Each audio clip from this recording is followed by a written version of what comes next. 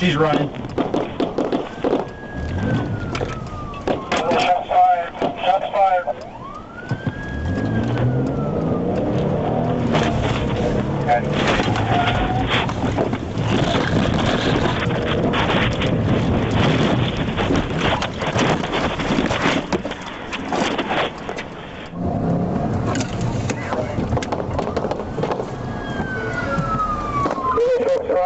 Shots fired.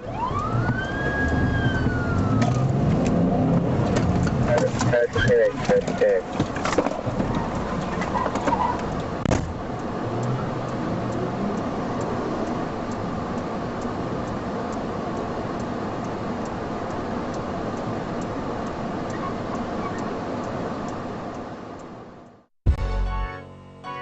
Umbrella. She's up. Whole nother level of shit you can't even understand. What is good, my people?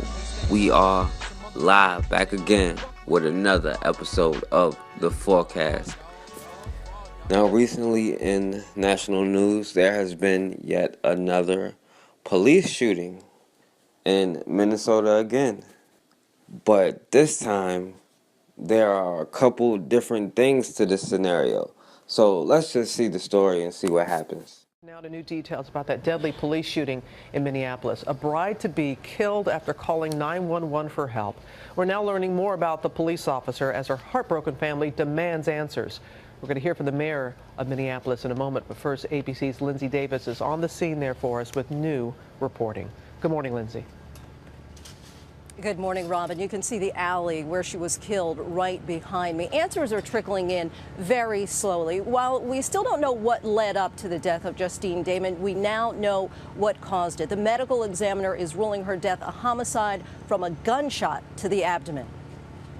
Our hearts are broken, and we are utterly devastated by the loss of Justine. The fiancée of meditation and yoga instructor Justine Damond is now pleading with Minneapolis police, asking them to explain why an officer shot and killed his future bride. Sadly, her family and I have been provided with almost no additional information from law enforcement. The 40-year-old, originally from Australia, is seen in this video from 2015 talking about her spiritual journey. I'm originally from Sydney, Australia, and we have a beautiful tradition there. She was getting married next month, but that all changed Saturday night at 11:28 when she called police to report a possible assault in the alley behind her home. Female screaming behind the building. Just 4 minutes later, officers on the scene reported they'd opened fire. 5:30, I'm starting CPR. Copy 5:30, starting CPR. There is no dash cam video of the incident, and both officers' body cameras were turned off. Like you, I have a lot of questions about why the body cameras weren't on. The Minneapolis Star-Tribune says Damond, in pajamas, approached the police SUV parked at the end of this alley about 100 feet behind her house. They say she was standing at the driver's side of the vehicle when the officer in the passenger seat reportedly reached across the vehicle and opened fire, shooting her through the driver's side door.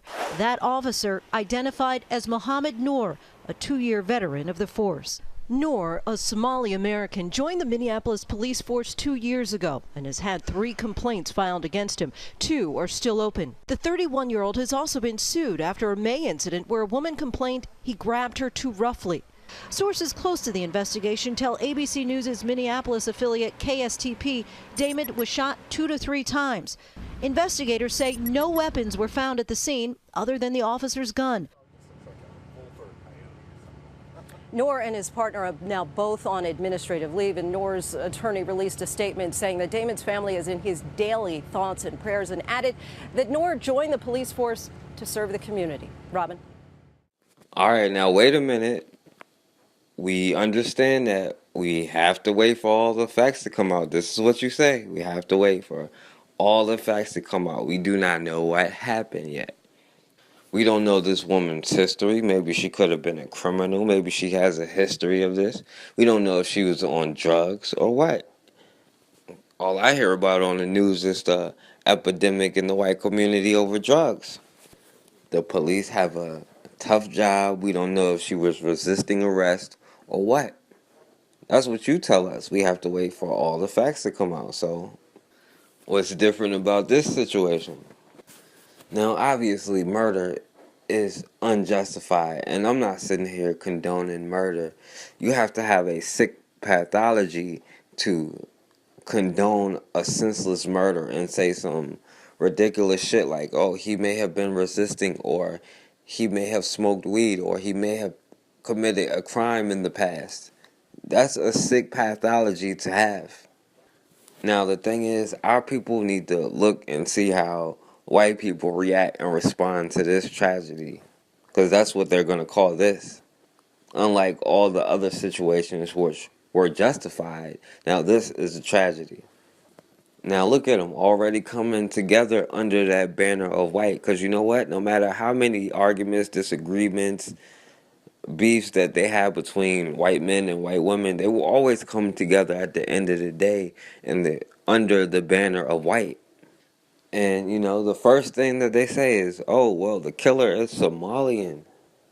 That right there alone lets us know that they really do see color, as much as that they say that they don't see color. So while members of the Somali community in Minneapolis say they have received threats following the shooting, the officer who fired the fatal shot is Somali American. The message from the executive director of the Confederation of Somali Community says the officer's ethnicity should have nothing to do with the investigation. Mohamed Noor, who is not related to the officer but has a similar name, says he's received what he calls hateful messages by phone, email, and social media.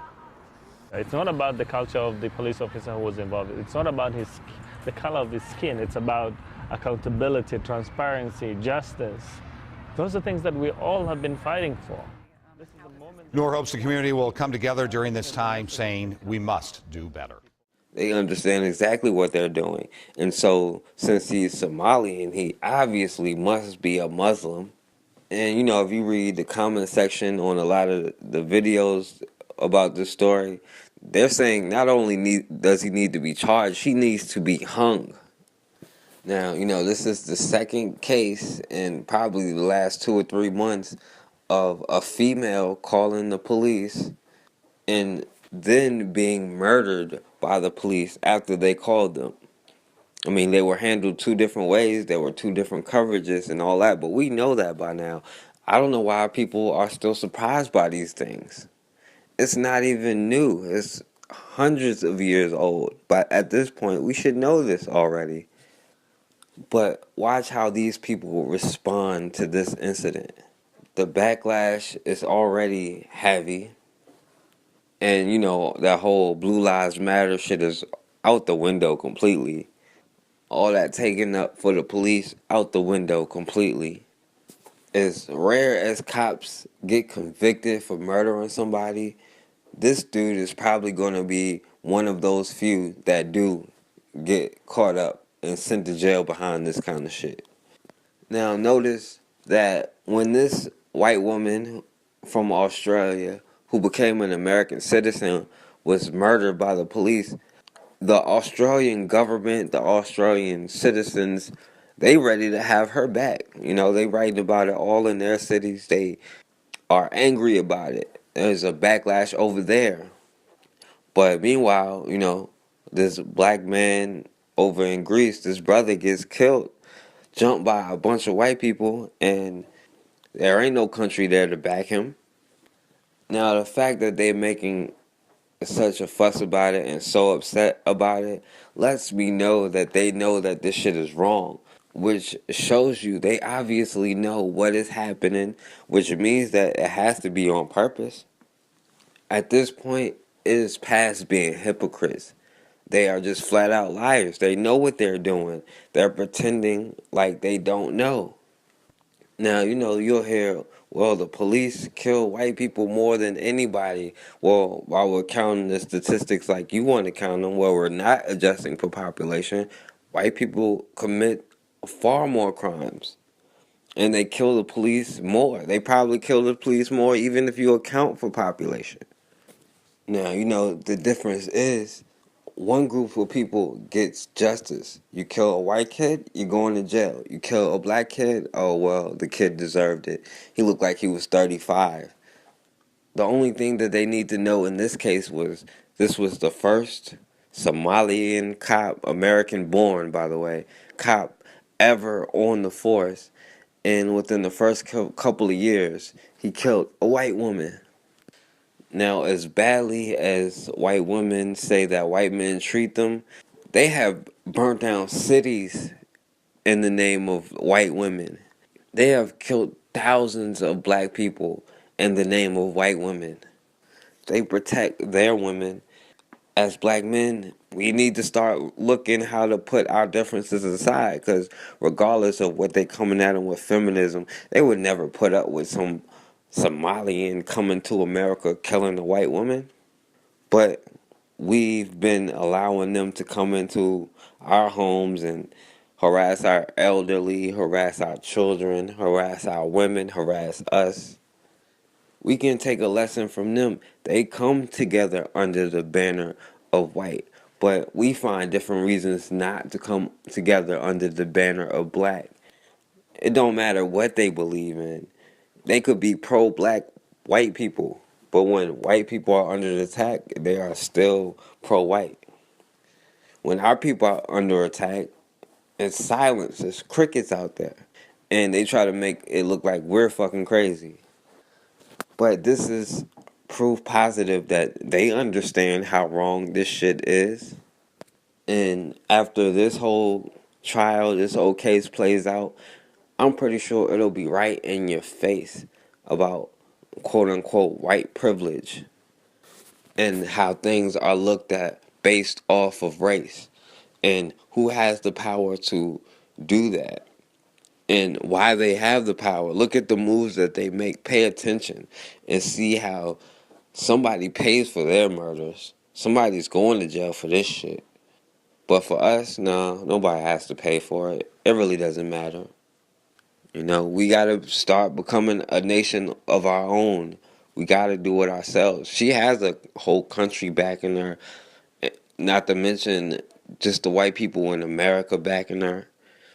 We have to start backing ourselves that way, and as a community, we can't afford to move outside of being a community anymore because obviously they know it's wrong and they're still doing it. But, you know, we still here just taking the shit. And we do have more information now, though it's frustrating to have some of the picture, but not all of it. We cannot compel Officer Noor to make a statement. I wish we could.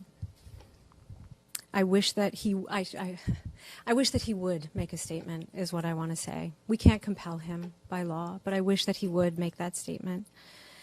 There are big questions left that we still have and that we hope to have answered soon. Why did Officer Noor draw and fire his gun? What happened from the time the officers arrived on the scene to when she was pronounced dead? Why don't we have footage from body cameras? Why were they not activated? We all want answers to those questions. An argument over a selfie may have led to the death of a 22-year-old American in Greece. Bakari Henderson was killed after a fight broke out at a bar near early Friday. Witnesses told police he and his friends wanted to take a photo with the waitress, which angered one of the bouncers. Well, it happened on the Greek island of Zakynthos. It's a popular destination for tourists. Tony DeCopel is here with a look at the suspects under arrest. Tony, good morning. Good morning. Police say at least 10 people followed Henderson out of the bar, including the bouncer and another employee. They're accused of beating Henderson and leaving him unconscious in the street. 8 people have now been arrested and are facing charges of voluntary manslaughter. The 8 suspects, including the bouncer and bar employee, covered their heads as they made their way into court.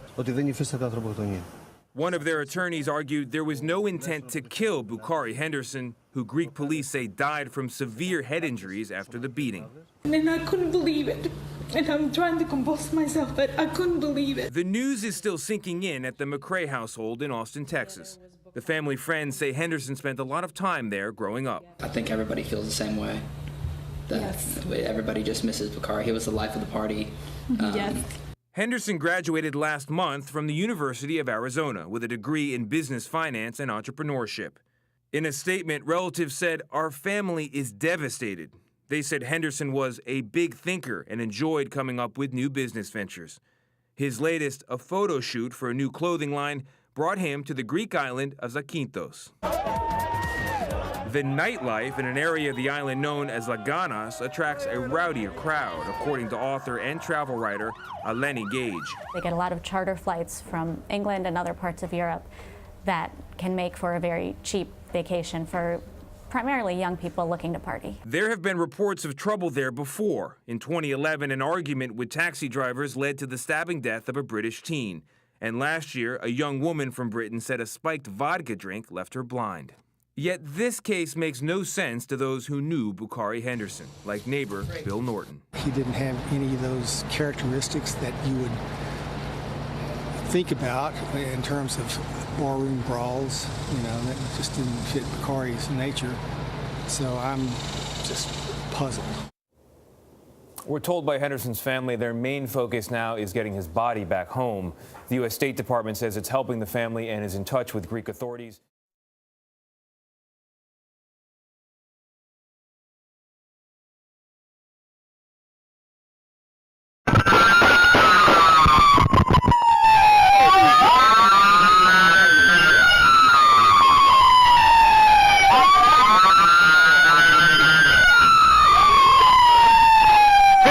Shots fired, MLK and Tinsel, shots fired.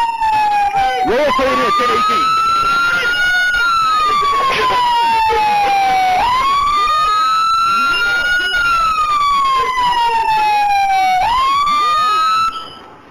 Keep your hands up!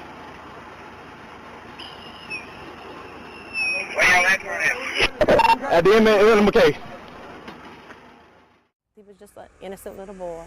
Nearly a week since the death of Jeremy Martis, He always was an angel. there are still two big questions. Why would law enforcement chase the boy's father down a dead-end road? And why would they use lethal force? The boy was buckled into the passenger seat of his father's car when police opened fire. He was hit 5 times in the chest and head. His father, Chris Few, was also hit and critically wounded. Jeremy Martis, 6 years old.